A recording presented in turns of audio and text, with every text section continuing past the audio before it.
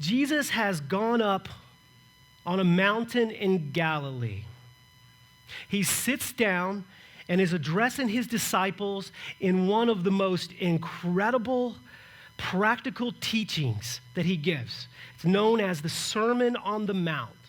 He begins with what is known as the Beatitudes, which describe with 8 declarations the attributes, the attitudes, the actions, and the rewards of those who belong to the kingdom of heaven. This is who we should be, right? And he goes on to tell us what effect we will have on the earth. That's these verses that follow, the effect of this on the earth. We read in chapter 5 of Matthew, verse 13, that you are the salt of the earth. But if the salt loses its flavor, how shall it be seasoned? It is then good for nothing, but it's thrown out and trampled under the foot of men. He says, therefore you are the salt of the earth. Oh, this is the influence that we believers have on our culture. Demonstrating the qualities of a believer described in the passage before. That we're poor in spirit, which not only demonstrates our rightness with God because of, but also gives us the ability to live right before man. When we are meek, when we are gentle, merciful, when we're pure in heart, and so on and so forth. When we trust the Lord, walk in his light, we are a preserving agent. You know, that's what salt did. That's what they used salt for in the days of Jesus. In Jesus' time. Today, see, we have all these means of preservation, right? I think we have, I looked it up and I lost count because it was crazy, and it's kind of scary when you start looking up today's preservatives and stuff.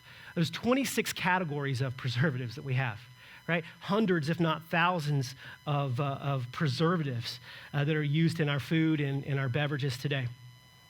Crazy. And we have multiple means of or methods of preservation also. We have refrigerators, right? We can put our food to slow down the process of rot and corruption. We have smoking, right? Smoking didn't come around till we're 1,000 years after Jesus, or give and take. But so we have all these various methods.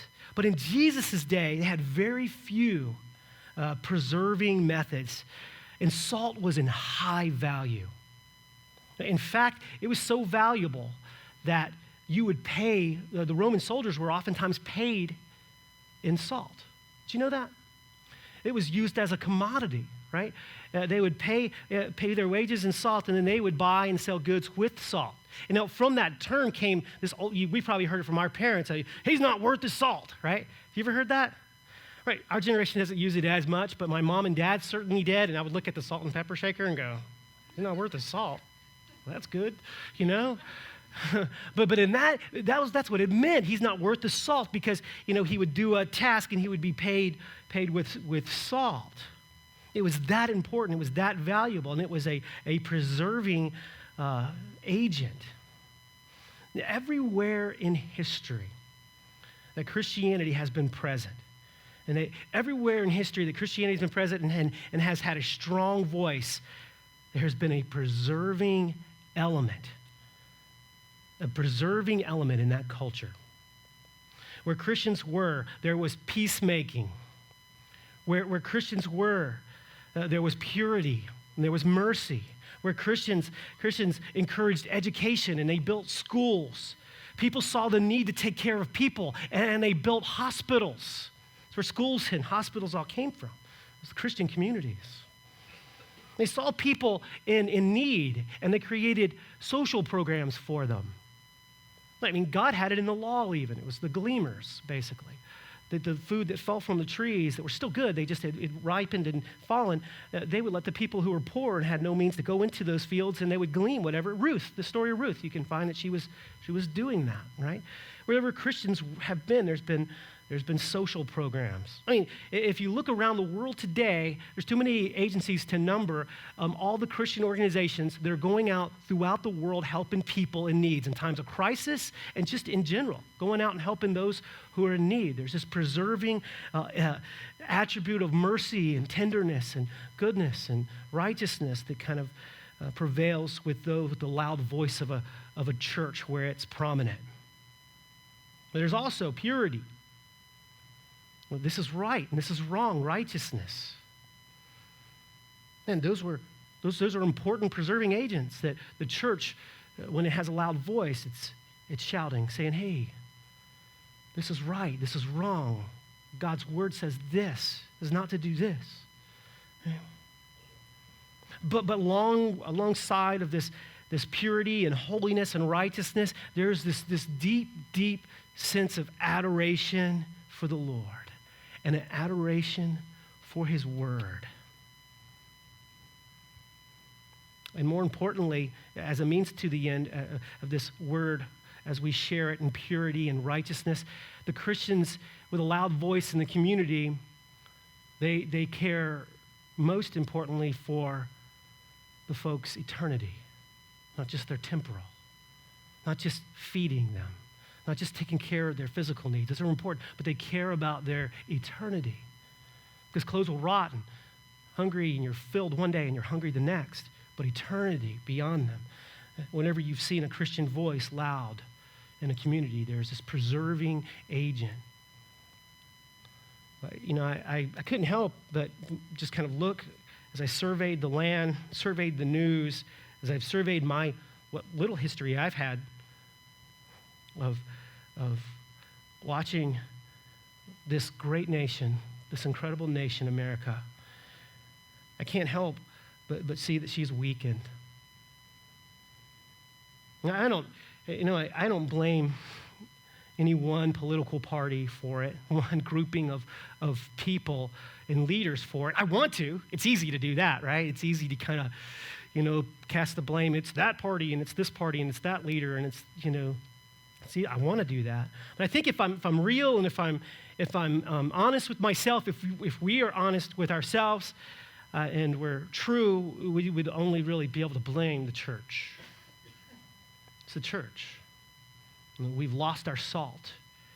We've lost our preserving agent, right? It's a sad reality. Not us in this room, right? Because we're salty, man. We're flavorable, right? But just as a whole, we look out and survey the land. It was once a godly nation, not perfect, by all means, full of flaws from the very get-go, full of flaws. But yet, God's Judaic-Christian principles were lifted up high. And people, they didn't just lift them up high with righteousness and piousness, but in love, because they had received Jesus' love. This was a nation once before. This is a nation that reached out to the world and still does in so many ways because of this preserving agent, the church. But it's weakened greatly. We've lost our salt. But here's another purpose for salt, probably more prevalent today than back in those days, but man, it has a flavoring effect. You put salt on a food and it gives it a little bit of flavor. But what good, he writes here, what good is salt if it's lost its flavor? And then the New Living Translation, I like this, says, can you make it salty again? If it's lost its flavor, can you make it salty again? The flavor of Christianity. When I first got saved, when I first gave my life to Christ, I met some amazing believers. One of them, Roger Jan, I introduced to you guys on the grand opening several weeks back. I was a youth pastor, kind of discipled me. He showed me what it was like to demonstrate his faith outside the church. And not just at church, but in his home, in his living room, in his family, and out and about.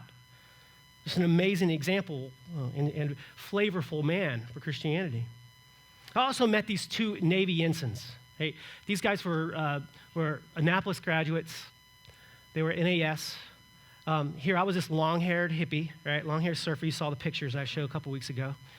If you didn't miss too much. But I had long hair, and earrings, and here these guys were Annapolis graduates. You know what I mean? I mean, these guys are top of the line guys, educated, but they loved the Lord so much, and they took me under their wings. They discipled me in a lot of ways.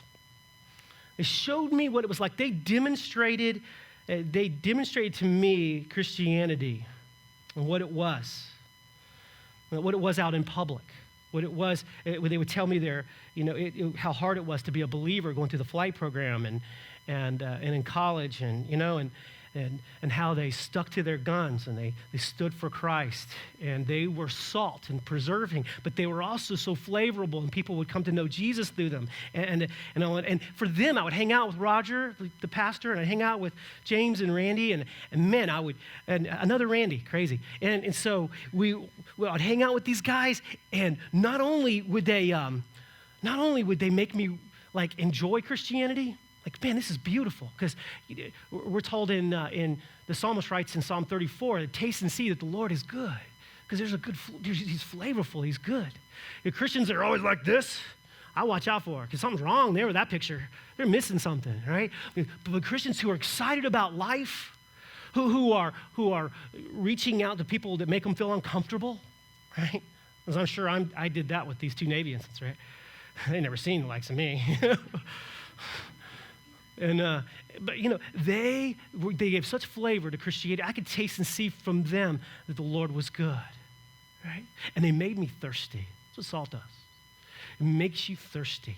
And start eating something salty, and immediately you're thinking, I got to get something to drink, And the more that I would hang out with them, and we'd be in the Word, and they would be sharing what the Lord's teaching them that week amidst their stacks of flight books and safety things they had to go through. They were studying the Word, and they would talk to me about, how the Lord is speaking to them and how he's convicted them of this and that, and the Word was just coming alive to them, and it made me thirsty. I wanted to read the Word more, and I wanted to go to church more and hang out with other believers more, and there was just this flavoring, salty, thirst-creating effect that I think that's what we Christians should be when we leave here, when we go out to our workplaces, and we go home to our families. I'm constantly challenged with that.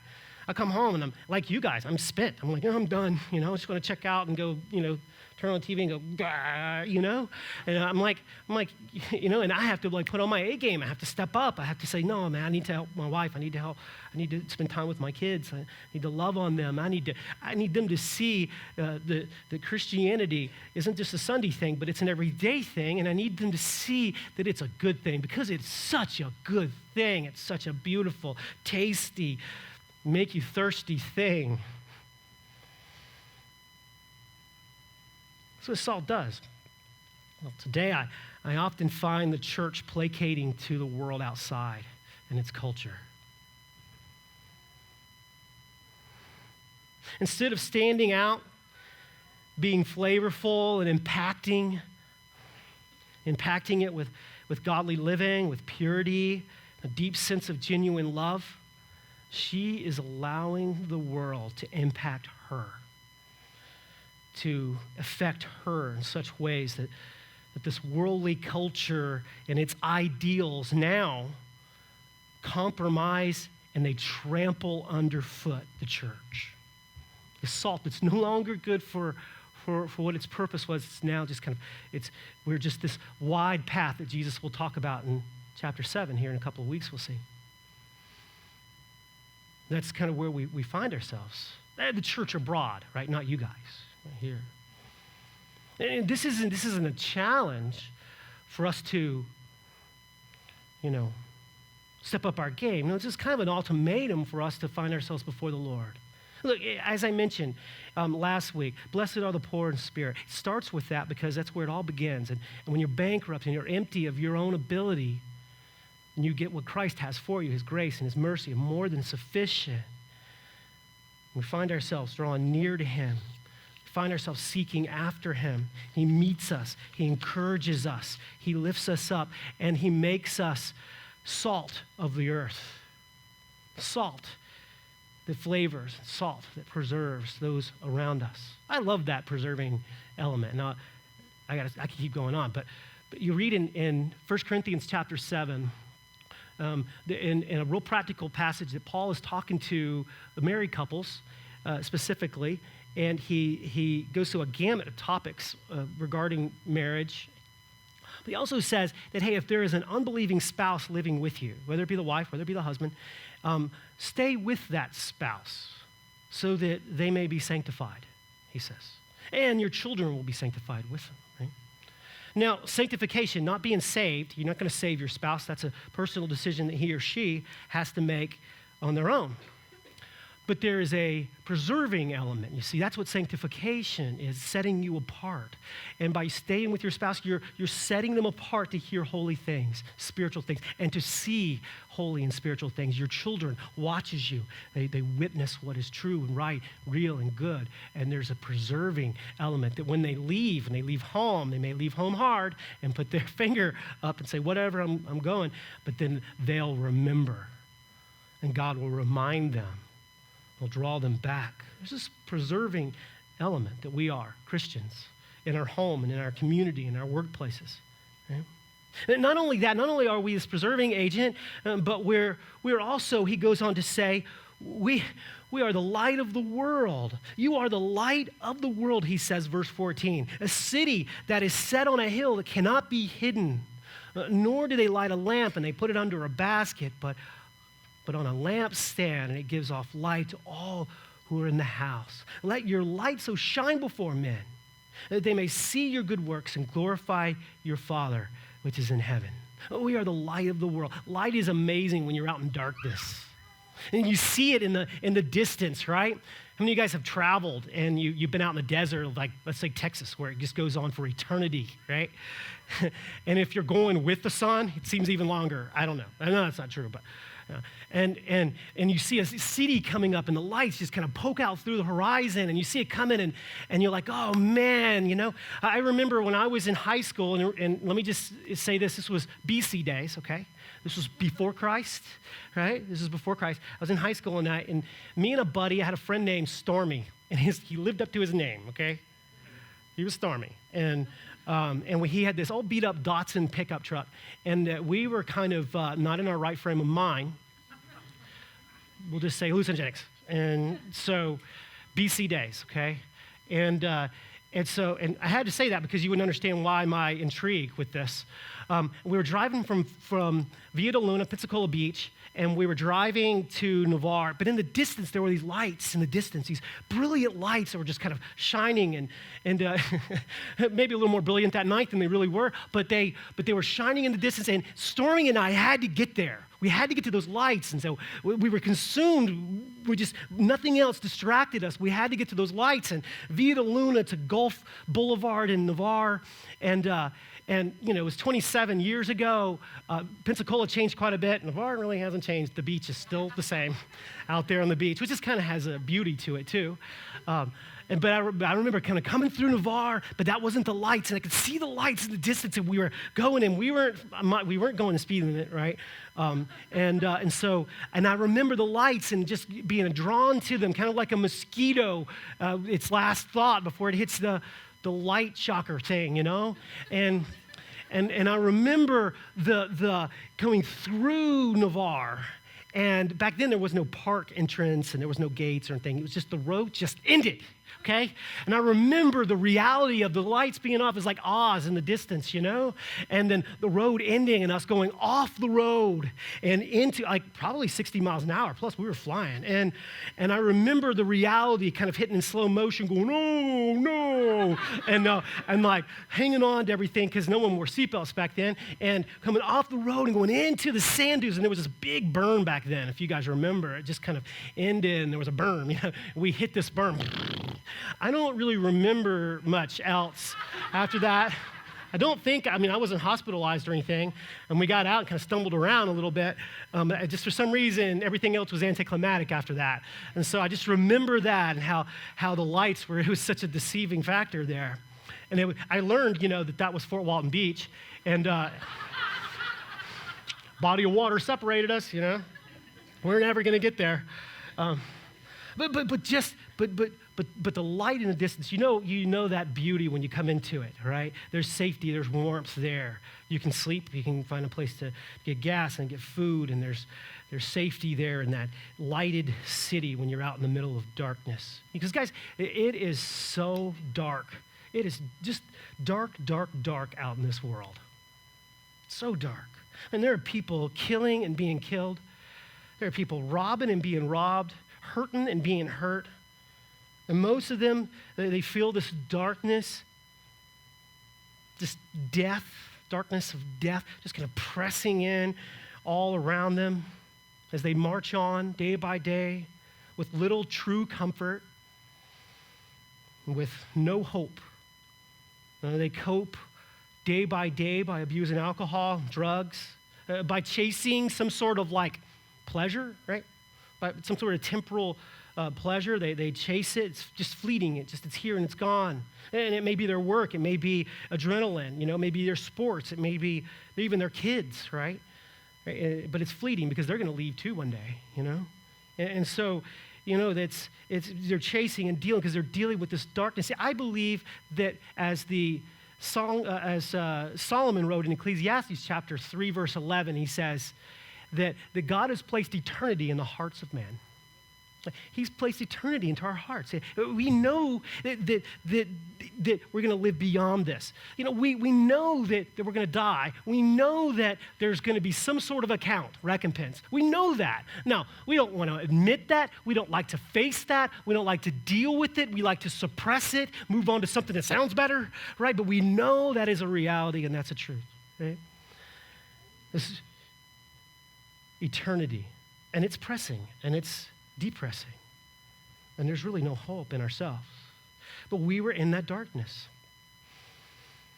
And Paul writes this. He was writing to King Agrippa in Acts chapter 26. And he's sharing to King Agrippa his kind of commission from Jesus is what the context of the message is.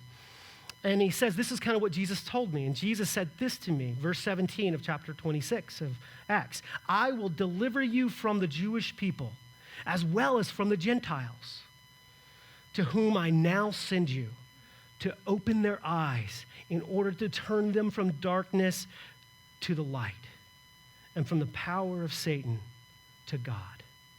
And then Paul writes to the Colossians in chapter 1, verse 13, he writes, He has delivered us from the power of darkness and conveyed us into the kingdom of the Son, into the kingdom of the Son of his love. And then Peter will tell us later, in 1 Peter, he will tell us that we have been called out of darkness and we've been called into his marvelous light. Isn't that beautiful? We have been delivered out of darkness and now we get to be that light. Now, what does light do? What does light do, guys? It what? Okay, it eliminates darkness. It what? Shows you the way, gives you direction, right? Anything else? Creates warmth. Oh, that's good. Creates warmth. Those are all needed. The two things that I thought that I boiled down all, because you could keep going on and on, as you see it as a tool and an instrument and everything else in modern day. The two things it does, it exposes dangers. It exposes dangers, right? We have headlights in front of our car and they cast so many yards ahead of us, and so we can see as we're coming up, hey, that's a turn in the road, hey, that's a log, is that a man? Whatever, and hopefully we heed.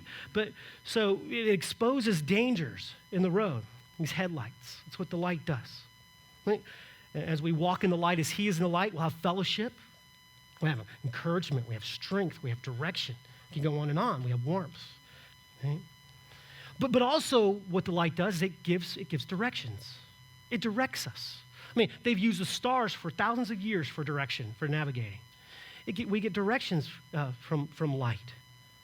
I mean, a lighthouse is this, directs us. If you're in a ship coming in, more in the old days than today, but you were glad to see that lighthouse. Oh yeah, we're close to land. Let's pull it back, And I'm always glad to see lights when I'm in a plane coming down at night, right? I mean, the pilot's got all kinds of instruments and stuff that they could probably end it without, But me, I'm comforted to see that runway on approach, Aren't you? Those lights say, you know what, pilot, you need to stay between these lights and these lights, right? And you have to, right here, don't be going beyond it, okay? Right? Those lights kind of define for him, and they give direction. And that's what we do. We give direction. We give light. But we also expose. We're a light that God speaks through us, and we give encouragement to those who need encouragement, those who are struggling in their darkness and coping in all these crazy means. We can show them a way that's better, right, in Christ. I had this friend named Wayne Jones. He was another long-haired hippie, and we were delivering pizza together while we were in college, and that's when I got saved during that time. And I remember I shared the Lord with him one time. He was wanting to get high, and I said, hey, I don't need to do that anymore, man. It was so cheesy, but Jesus has made me so high. I mean, he has lifted me up. I don't need that anymore, man. I've given my life and my heart to Christ, and that's all I shared with him. That's all I said, right? But we hung out for months and months, and I was helping his mom move, and he was out at the car, and his mom said, hey, Randy, I'm really proud of you. I'm glad you had this life change, and this was I'm glad for you, she said, good for you. But hey, can you quit preaching to my son? Because Wayne is saying all you're doing is preaching at him. And I was like, Janelle, like 3 months ago, I shared my faith with him. 3 months ago, I have not said one thing about Jesus. In 3 months, that's funny. He says that's all you talk about. Like, are you kidding me? I was baffled. It's like, I have not. I've been intentional because I was worried that I was going to lose him and push him away. And he was my friend for years, and since middle school. So I was like, he got saved later, by the way. But the thing was, he was so convicted.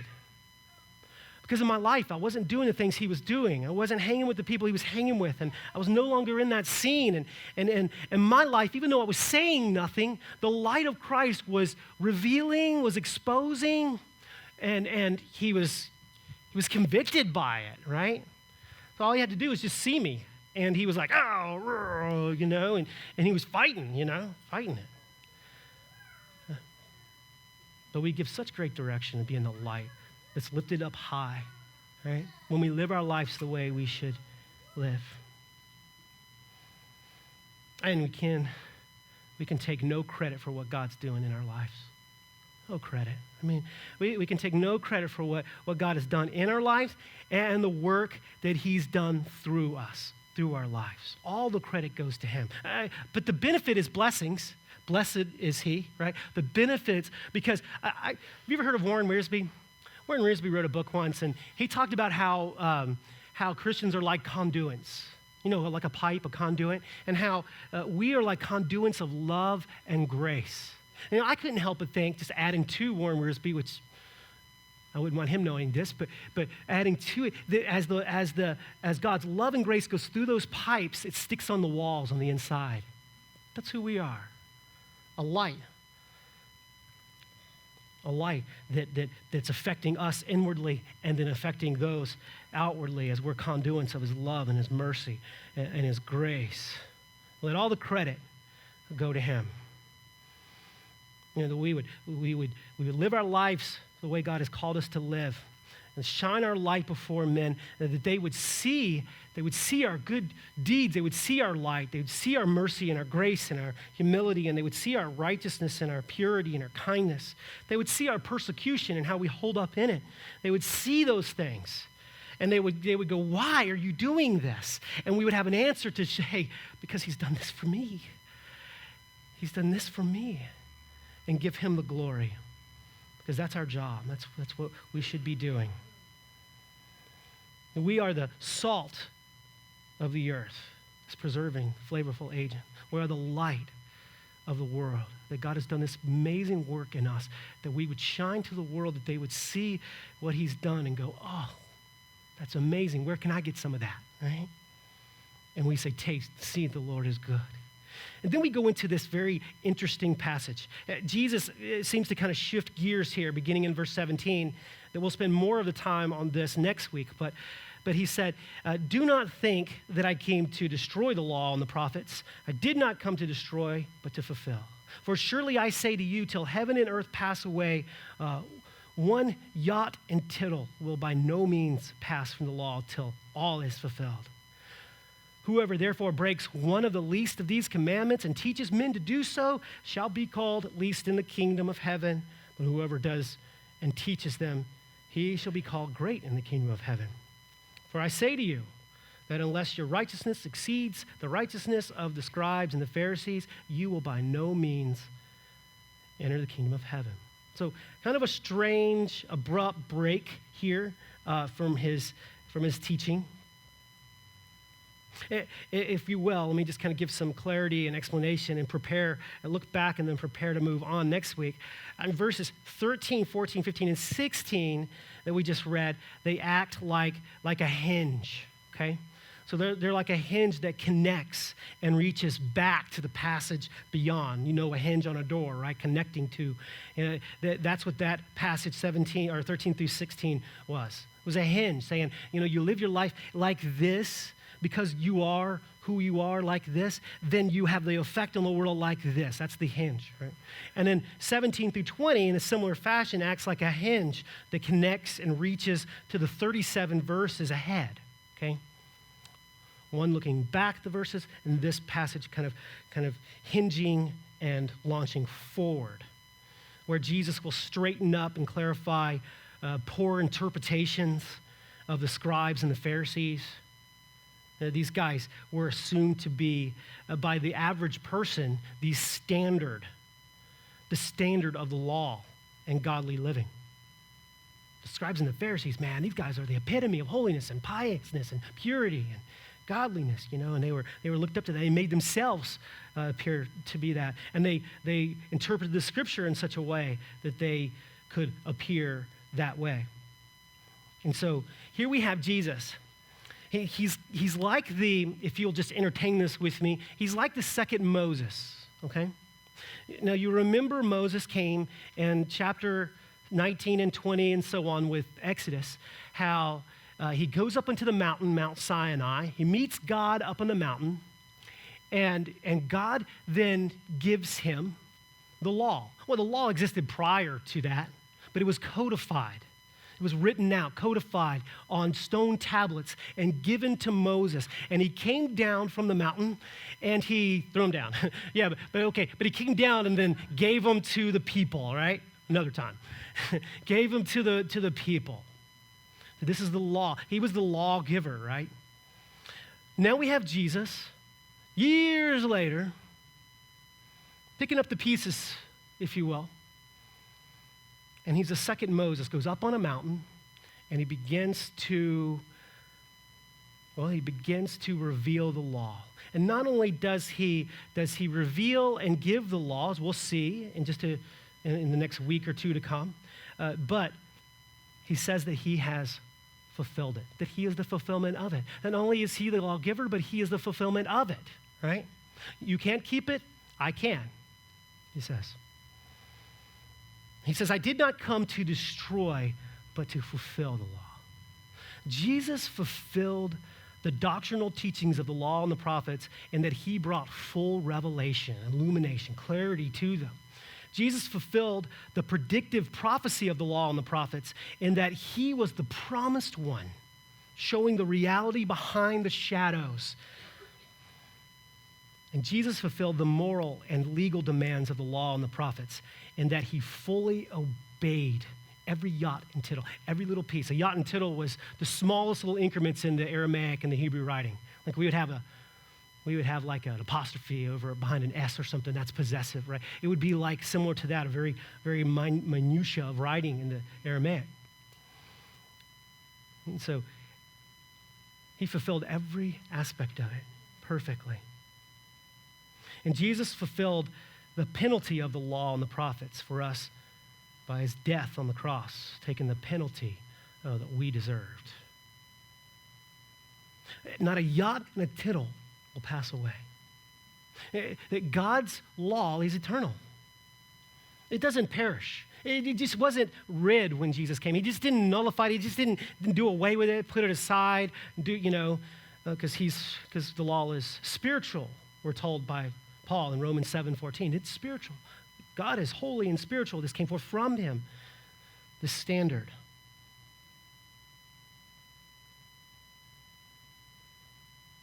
It's spiritual, and Jesus says in verse 20 that it must be kept beyond the standard of the most religious folks of that day.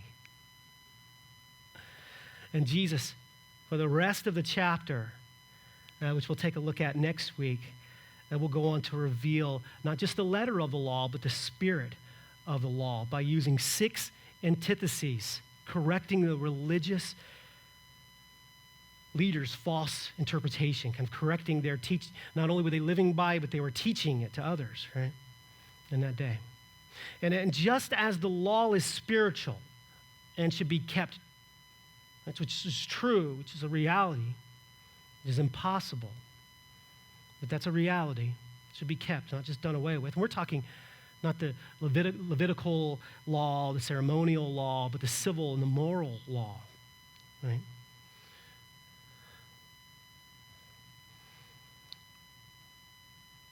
Just as it's spiritual and cannot be kept, that's the reality that we kind of come back to, that no one can keep it. That I cannot measure up to God's standard. This drives me to the cross, guys. This drives me to the cross. Paul said in Galatians chapter 3:24, he says that the law, it's not just the standard that we keep. You see, it's a teacher, or another translation may say it's a tutor. It's a teacher.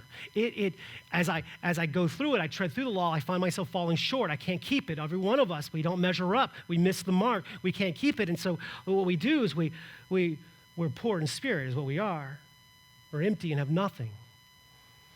And so it drives us to Christ, Paul says in 3:24 of Galatians. It drives me to the cross. The only way I can fulfill the law is by accepting the one who could fulfill the law, and that's Jesus Christ. That's Jesus Christ, guys. And we're going to unravel this, unfold this a little more next week as we get together and talk about some very practical issues here within chapter 5. But because of Jesus, I have flavor. Because of Jesus, I am light. Now, you may have heard it said that you are the only Bible that some folks are ever going to read. And when people read me, when people read you, what do they read? What does your life say? Does it say that Jesus is my Lord? Does it say that I trust him? Does it say to the world that he loves them? Does it bring glory to the Father, or does it bring glory to me? These are questions that I mulled over, and wow, these are heavy. Have I lost my flavor? Sometimes I feel like I've lost my flavor. Sometimes I feel as if I've lost my saltiness. Have you lost your flavor? Have you lost your saltiness? No, if you have, know this. Can the saltiness be given back? Yes. Yes, it can, to answer the question. The Lord can restore and infuse that flavor again, guys. Because he loves you so much. As he draws near to you, as you draw near to him, and you spend time in his word and fellowshipping and worshiping, talking to him. Man, there's this beautiful reality of walking in the light as he is in the light. And he can restore and refuse that flavor. The people will look at you and go, wow, what has God done? And he loves you so much. And because of Jesus, we are all worth our salt, guys. Every one of us. So Josiah, you and the team want to come up. Let's close in worship and let's just recognize that we are the light of the world.